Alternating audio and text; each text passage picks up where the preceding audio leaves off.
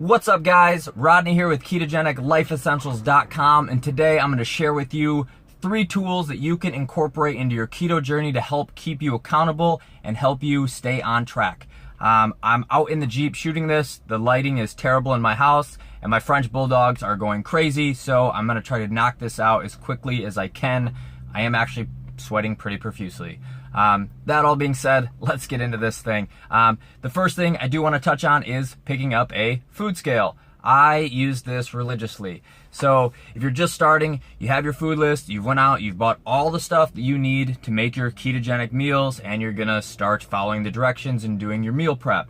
So the recipe or whatever you're following says, hey, you need 75 grams of avocado. Well, how in the heck are you gonna figure out 75 grams of avocado if you do not have a food scale? Most of the recipes and all these things are going to call for some type of gram measurement or ounces measurement. 4 ounces of some type of meat, 1.5 ounces of nuts, whatever it may be. You're not going to be able to figure those things out and hold yourself accountable unless you have the food scale.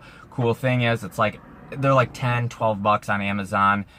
Really easy to pick up and will absolutely hold you accountable. I mean, you've went to rule.me or whatever calorie keto calculator tool. You've figured out that you need 1,600 calories and you need to stay within that window to make sure you're losing weight. So definitely pick one of these up. You will thank me later. The second thing is, bam, the Tupperware. You can buy literally a stack of like 40 of these for, again, 10 or 11 bucks. It is so handy if you're out with your friends and you're going to the mall and they want to get Chinese and you absolutely know you can't have chicken fried rice. What can you do? Well, you have your meals packed in your Tupperware. You keep them in your cooler. You bring 1 or 2 with you when you go out, and then you're not breaking your keto diet on something that you may regret later. Yes, the Chinese looks good, but staying in there and holding yourself accountable and keeping yourself on track will ultimately make you happier than eating that Chinese food. And then the last thing, and if you followed me at all recently, I'm a huge proponent of this little supplement, really cheap, super effective, magnesium. When you originally start your keto journey, you can probably get away with 2 or 3 weeks, without having it.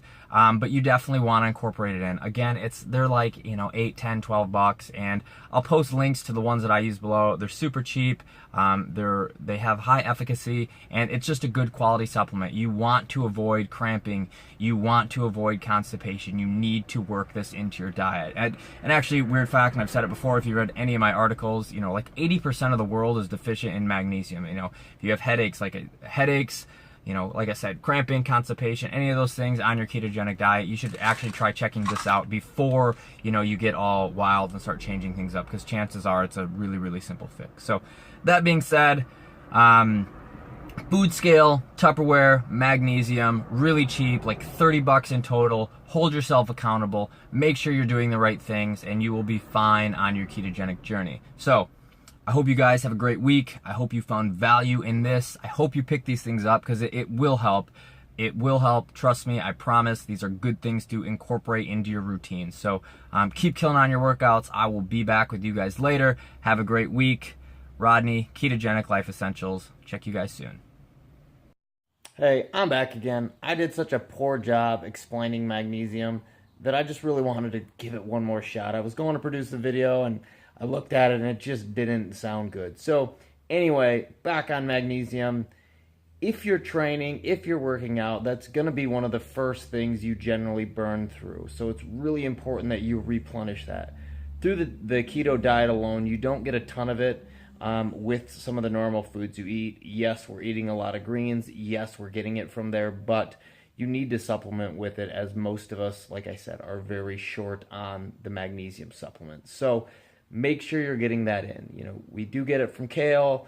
We do get it from some of our other greens. There is some in the avocados and stuff we eat. But again, if you're training, you're working hard, you're doing any type of exercise, you burn through it quick. So keep that in mind. The main things that you want to do is just make sure you're not getting these symptoms. If you can implement magnesium in the beginning, then you can avoid a whole lot of like weird issues on the backside. So I just wanted to toss that in there. I was embarrassed that I didn't mention it. I don't know what was going through my head. So just throwing this in here for fun. Thanks, guys.